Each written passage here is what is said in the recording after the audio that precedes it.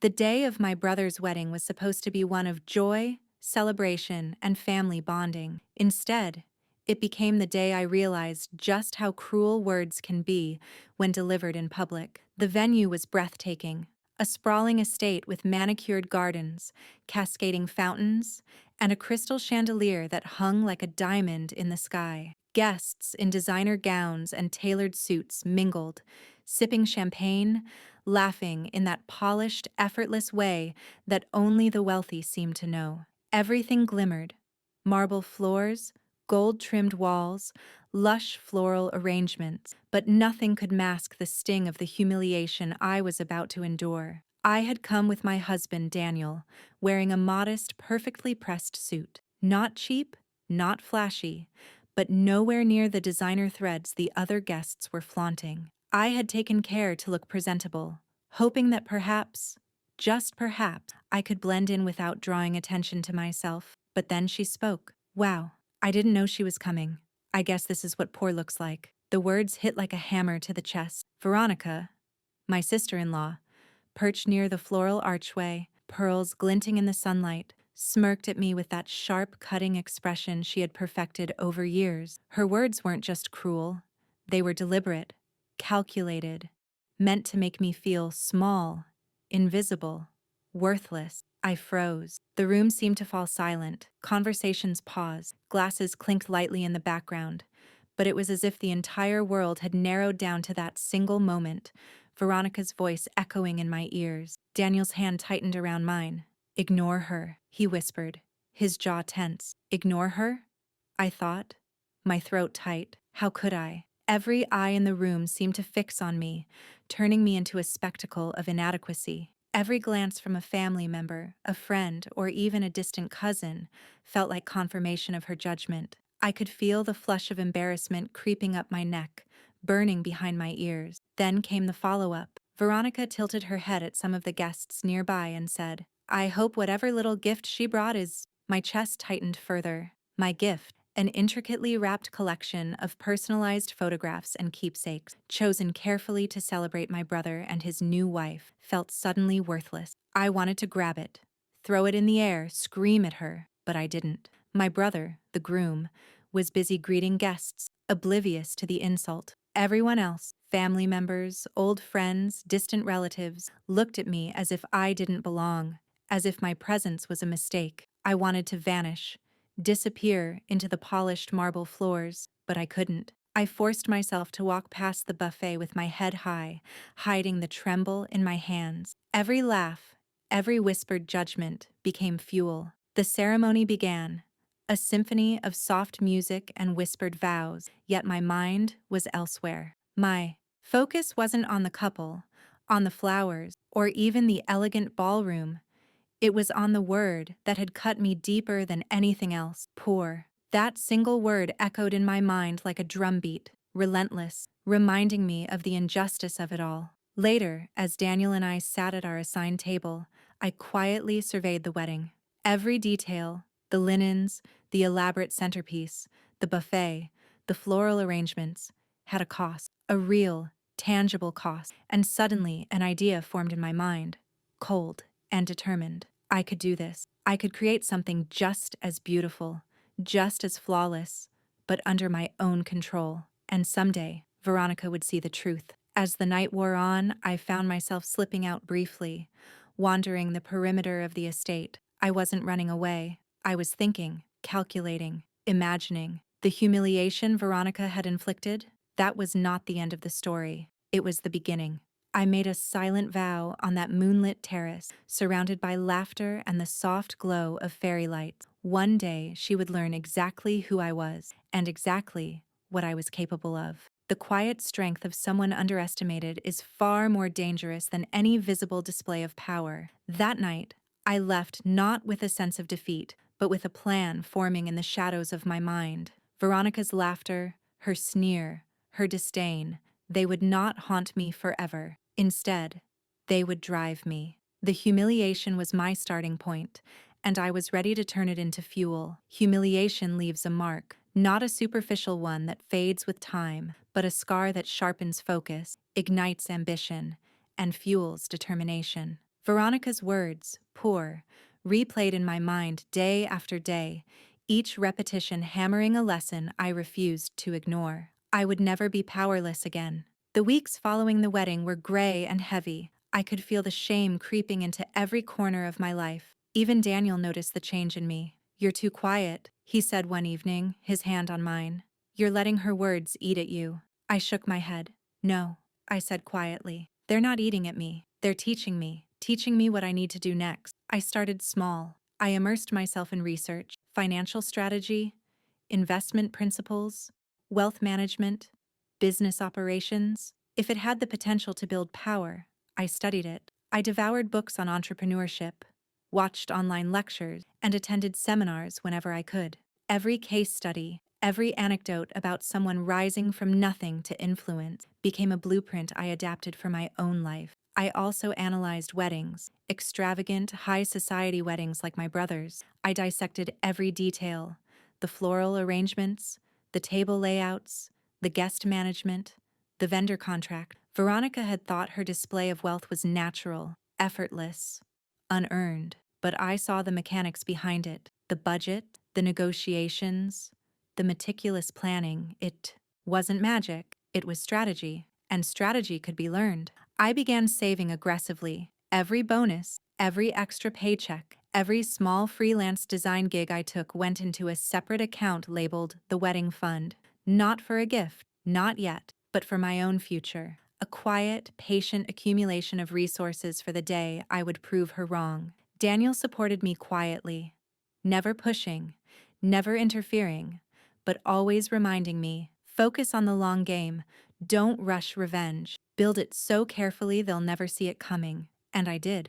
Over the next 3 years, I became obsessed with understanding hospitality and event management. I volunteered at charity galas, assisted friends with weddings, and consulted on local events. I spoke to vendors, caterers, planners, and decorators. I asked questions others wouldn't ask, listened when others ignored details, and filed every piece of information in my mind. Slowly, painstakingly, I became an expert, not by flashy degrees or titles, but by experience, observation, and relentless attention to detail. Meanwhile, Veronica continued her life of superficial extravagance, designer dresses, luxury cars, lavish parties. She had inherited privilege, confidence, and influence, but she lacked one thing I had: patience and precision. I observed quietly, taking notes, storing every slight, every laugh, every whispered insult for future reference. My first opportunity to turn knowledge into power came unexpectedly. A friend of mine, the owner of a small chain of event spaces, needed investors to launch a luxury wedding package. I saw the potential immediately. I offered to invest a modest sum, the entire amount I had saved, not enough to draw attention, but enough to gain influence. I negotiated with precision, studying financial statements, vendor contracts, and pricing strategies. Every decision I made was calculated. Every risk was measured. The return was slow at first, but steady. By the end of 2 years, the business was profitable, and I had gained confidence and a taste for the power of ownership. During this time, I also invested in myself personally. I improved my network, attending social events, mingling quietly but effectively. I learned how to read people, predict their moves, and operate in circles where influence was currency. I didn't flaunt wealth. I built it quietly, invisibly, like a coiled spring ready to release at the perfect moment. By the 5th year, I had built a small portfolio of investments, diversified across hospitality, real estate, and event services. I was no longer just a guest at weddings. I was part of the ecosystem that made them successful. The knowledge, the contact, and the money were all converging toward one goal: the day I would have the power to rewrite the narrative of my humiliation. And Veronica? She never suspected a thing. She assumed I was still the same modest, poor woman she had dismissed at my brother's wedding. She assumed I had no ability to play in her world. Little did she know, I was no longer a guest in that game. I was about to become a player, a master of the board she had underestimated. I saved meticulously, invested intelligently, and learned relentlessly. Every setback became a lesson, every obstacle an opportunity. I lived frugally, quietly, invisibly. Friends drifted away, social events became optional, luxuries were postponed indefinitely. I was building something far greater than appearances, a foundation, a kingdom, a platform that would give me leverage, influence, and, ultimately, the satisfaction of seeing Veronica recognize what she had misjudged. The final piece of the puzzle came from observation. Over time, I noticed cracks in the world Veronica flaunted, events poorly managed, businesses run on privilege rather than skill, staff neglected, clients dissatisfied. What was invisible to her arrogance was clear to me: opportunity. And when opportunity knocks, you don't hesitate. You act. By the end of year 7, I was ready. I had money, knowledge, connections, and most importantly, patience. I didn't need to act impulsively. I could wait, plan, and execute with precision. I would return to that world not as a guest, not as someone judged, but as someone in control, someone who could rewrite the rules entirely. Veronica's words had ignited a fire in me, and 10 years of careful, deliberate preparation fanned it into a controlled blaze. I was no longer the woman she had mocked. I was a force, quiet but unstoppable, patient yet inevitable. And the day would come. 10 years of sacrifice, planning, and relentless focus. Every sleepless night, every dollar saved, every skill honed had led to this moment. I wasn't just prepared, I was inevitable. The opportunity came quietly, almost accidentally. The company that had managed the estate my brother had married into, luxury event planning, elite weddings, the kind that made Veronica swoon, was looking for investors. But this wasn't just any investment. It was the chance to gain controlling interest in their operations, to have influence over venues, contracts, and every event that carried the aura of wealth and status. I didn't hesitate. Using my holding company, a name no one would recognize, I positioned myself as a discreet investor with no social ties. Veronica would never suspect that the modest, quiet woman she had mocked a decade ago was now behind the very operations she idolized. Weeks turned into months of negotiations. I studied every spreadsheet, every staffing roster, every vendor contract. I mapped out the weaknesses: overpriced suppliers, arrogant staff, mismanaged budget.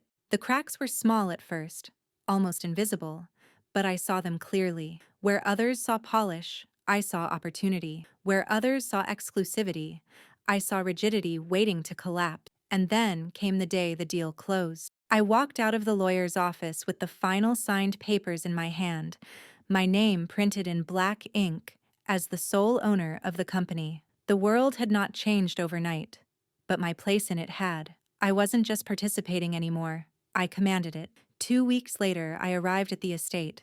The very estate where Veronica had called me poor, where she had laughed at my perceived inadequacy. The memory of that day, the pearls, the sneer, the laughter, flared in my mind. I smiled, not in triumph, but in quiet satisfaction.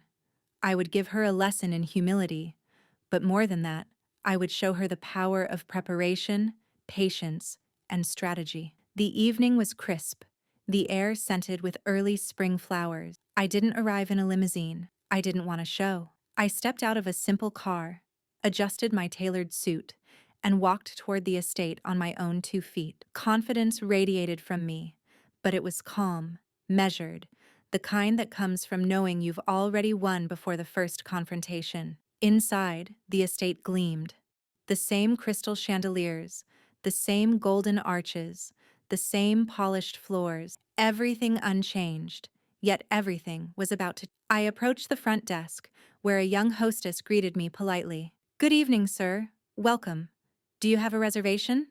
she asked. I shook my head, my smile subtle but deliberate. "No reservation," I replied, "but I would like to see Mr. Williams, the manager." Her eyebrows rose slightly, but she nodded and gestured for me to wait. Moments later, he appeared. Mr. Williams, formerly Mr. Harrison's right-hand man. Time had added a few gray strands to his hair, a few stress lines to his face, but his arrogance was still there, and it would be his undoing. "Good evening," he said, smoothing his tie. "How can I help you?" "Mr. Williams," I said softly but clearly. 10 years ago, my sister-in-law made a comment here that changed my life. She called me poor, dismissed my presence, and humiliated me in front of my family and guests. I believe it's time we had a discussion about that culture and about the changes I intend to make. His eyebrows knitted in confusion. Don't understand. I let the words linger in the air. Just then, Veronica herself entered, elegantly dressed, pearls sparkling under the light. She froze the moment she saw me. Recognition dawned instantly. The woman who had once sneered at me now saw the quiet power I exuded. You, she breathed, her voice barely above a whisper. Yes, I said, walking forward. Me. I signaled to my lawyer, who produced a single crisp document, the deed of ownership. The ink gleamed under the chandelier's light. I watched as Mr. Williams's face paled, his composure cracking with every passing second. Veronica's mouth fell open. You can't. This isn't possible, she stammered. It is, I replied. Calm, steady, unyielding. I own this company now. Through careful planning, patience, and hard work, I am in control of every operation here. The shift in the room was instantaneous. Staff who had once deferred to Veronica and her family now looked to me with curiosity, respect, and quiet anticipation. The arrogance that had seemed untouchable was crumbling. Veronica's voice, once sharp and cutting, faltered. This is my family's legacy. Legacy, I said, pausing to let the words sink in, isn't built on exclusion or cruelty. It's built on competence, vision, and integrity. Something I've cultivated over the last 10 years. Something you overlooked when you judged me. The room was silent, the staff frozen, the air heavy with disbelief. I continued, my voice steady, commanding attention. From this moment forward, the rules change. The culture of arrogance, the practice of judging people by wealth or appearance ends here. Every person who walks through these doors will be treated with dignity and respect. Excellence, not privilege, will define this place. I paused, letting the words settle. Veronica's shoulders slumped, her eyes darting around, realizing that the world she had relied upon was no longer hers. Her laughter, once sharp and cutting, had evaporated. Effective immediately, I continued. You and Mr. Williams will be relieved of your duties. Security will escort you from the premises. Your final payments will be processed according to company policy. The humiliation she had inflicted on me, her words, her sneers, her disregard, was now mirrored back. She had underestimated me, dismissed me, and now she faced the consequences. But there was no gloating in my heart, only a quiet satisfaction that justice had been delivered through preparation, patience, and skill. I turned to the staff, many of whom had been overlooked, underappreciated, or ignored in the past. This is a new chapter. Excellence will be rewarded, respect will be non-negotiable, and the standards we uphold will be based on talent, dedication, and integrity, not wealth, connections, or appearances. The room erupted in cautious applause. Faces once anxious now glowed with hope and respect. As I stepped back and observed Veronica, I saw something I hadn't expected. Not fear, not anger, but understanding. She finally recognized the depth of what she had misjudged. That recognition, silent and unavoidable, was the final piece of the puzzle. I didn't gloat. I didn't rub it in. I had achieved something far greater than revenge. I had transformed humiliation into power, arrogance into opportunity, and judgment into a legacy of my own making. And the best part? Veronica would never forget the lesson. Not the cruelty, not the laughter, not the arrogance she once wielded as a weapon. She would remember the quiet strength of someone she had underestimated, the strength of someone who had spent a decade quietly, patiently, and relentlessly building the life she had mocked. The days after the takeover were surreal. Walking through the halls of what had once been a symbol of Veronica's arrogance, now under my command, was a strange mix of triumph and reflection. The estate, the centerpiece of my brother's wedding, the scene of my public humiliation, was now a stage for transformation, and I was both director and actor. The staff had been informed, the restructuring implemented, and the toxic culture dismantled. People who had once been overlooked, undervalued, or dismissed were now in positions where they could flourish. Marco, The young waiter who had endured years of being ignored was now the floor manager. Other employees, many of whom had previously felt invisible, were promoted, recognized, and empowered. It wasn't about revenge. It wasn't about proving Veronica wrong in front of a crowd or making her suffer. That would have been fleeting, shallow satisfaction. This was about changing the system, creating a space where talent, effort, and integrity mattered more than appearances or inherited privilege. That was the real victory. I walked into the main hall, where a grand chandelier sparkled overhead, reflecting the golden glow onto the polished floors. A team meeting was in progress. Staff members were discussing service improvements, menu enhancements, and innovative ways to elevate the guest experience. Their energy was different, hopeful, engaged, proud. I paused for a moment, watching, and felt a wave of satisfaction that had nothing to do with money or status. This was impact. This was legacy. Veronica's visits became rare. She attempted briefly to negotiate her presence for social appearances, but I declined.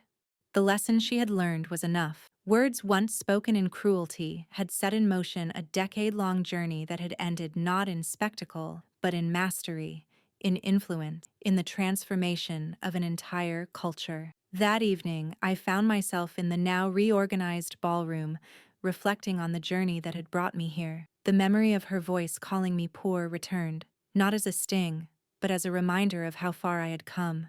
I remembered the humiliation, the broken pride, the tears, and the quiet vow I had made on that rainy night years ago. I had lived through years of relentless effort, long night, minimal sleep, frugal living, endless learning, strategic investments, and painstaking planning. And now, standing in this hall, I realized that the reward was far more than material. It was the power of control, of influence, of rewriting a narrative that others had tried to define for me. Daniel, who had stood by me through the entire journey, joined me in the ballroom. He didn't need words. His smile, warm and knowing, said everything. We had endured, sacrificed, and grown together. His support had been quiet but unwavering, and that, too, had been crucial. "Do you remember that day?"